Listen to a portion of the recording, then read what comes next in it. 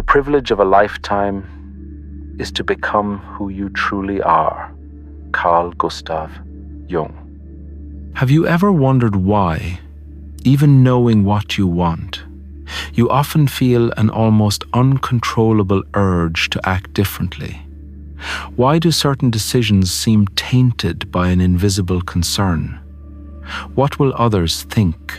You adjust your behavior, choose your words carefully, suppress opinions, not because it reflects who you are, but because you fear the discomfort of disapproval. If you are honest, you will realize to a greater or lesser extent you seek approval. We all do.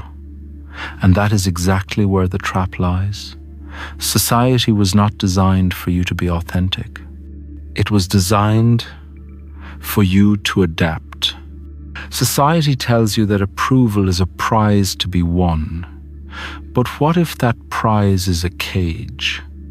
What if the relentless pursuit of being liked is the very thing that is slowly killing your spirit?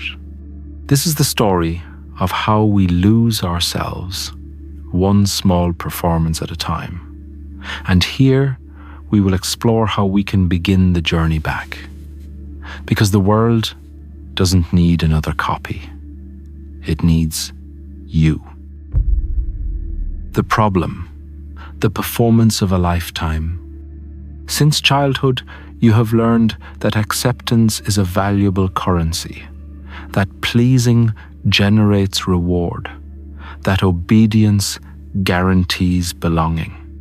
Unbeknownst to you, you were conditioned to confuse personal worth with external validation, and thus the quest for approval becomes deeply rooted in your psyche. So, we learn to perform. The great psychiatrist Carl Jung called this social mask the persona. It's the version of ourselves we present to the world, the good student, the agreeable employee, the supportive friend. The persona is not a problem in itself. It is a necessary tool for navigating the external world. But there is a danger, a subtle and deadly danger. The danger, as Jung warned, comes when you identify too much with your persona.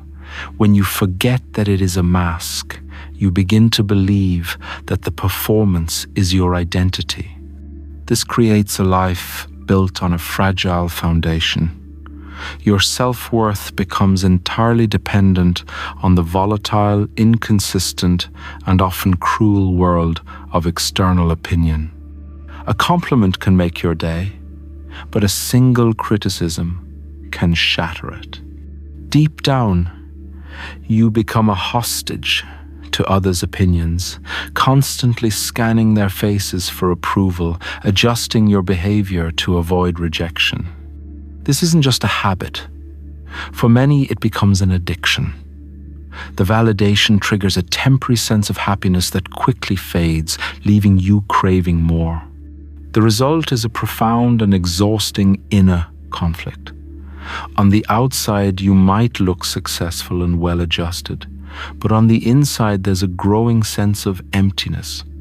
You feel like a chameleon, constantly changing your colors, losing touch with what you truly believe. The suppression of your authentic feelings leads to chronic stress, anxiety, and a quiet resentment.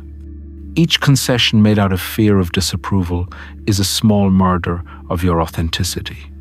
And the sum of these small murders generates an empty life, disconnected from the true self. This is the slow death.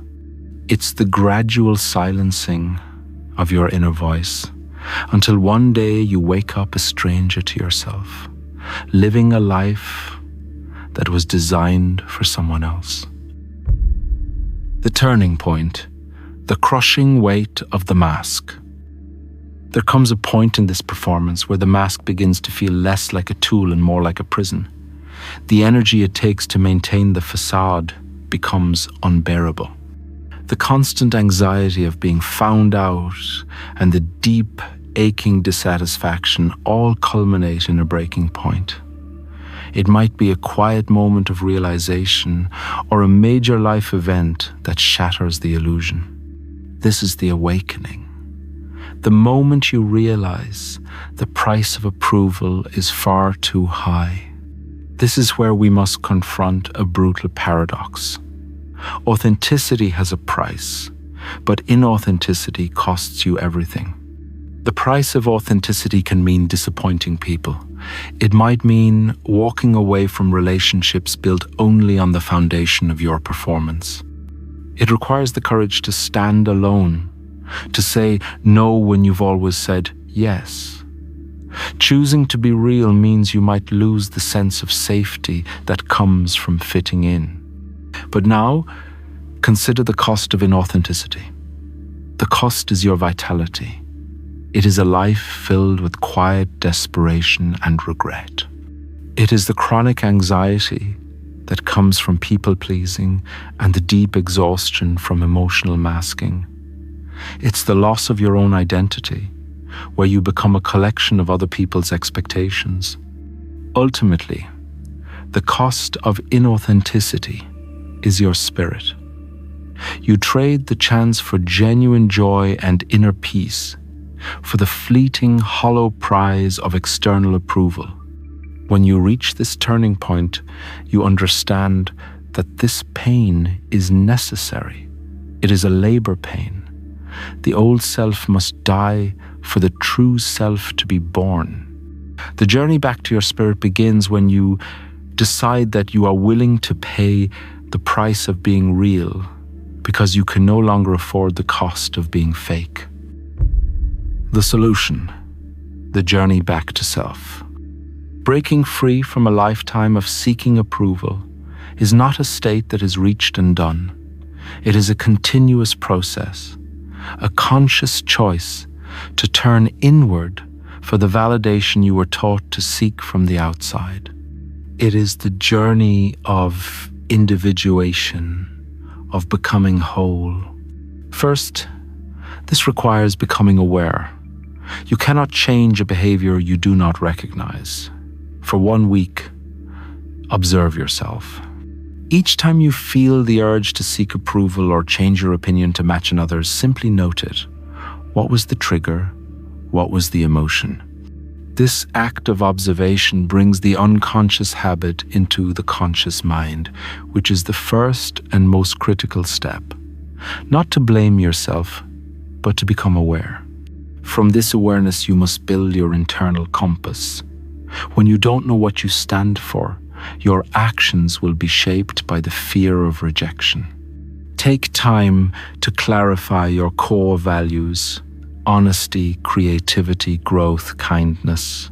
These values become your North Star. Before making a decision, ask yourself, is this action aligned with my values, or am I performing for approval? When your actions are guided by this inner compass, you begin to build a stable sense of self-worth that isn't dependent on the shifting opinions of others. This will lead you to the most challenging concept of this journey, the integration of the shadow. The shadow is the reservoir of everything you have repressed, out of fear of disapproval, your impulses, your desires, your unacceptable emotions. As long as you do not face this shadow, you will remain its hostage. The search for approval, at its core, is the fear that your shadow will come to the surface. Integration happens when you allow these parts of yourself to emerge into consciousness. When you recognize that, yes, you are capable of dark feelings, but that does not define you. Make no mistake, integrating the shadow does not mean acting impulsively. It means integrating these parts consciously so that they become allies rather than internal enemies. This requires setting boundaries, saying no, and tolerating the discomfort of disapproval. Each time you set a boundary and survive, you are rewiring your brain. You are teaching yourself that your needs matter. You are treating yourself with compassion, not judgment, when you falter.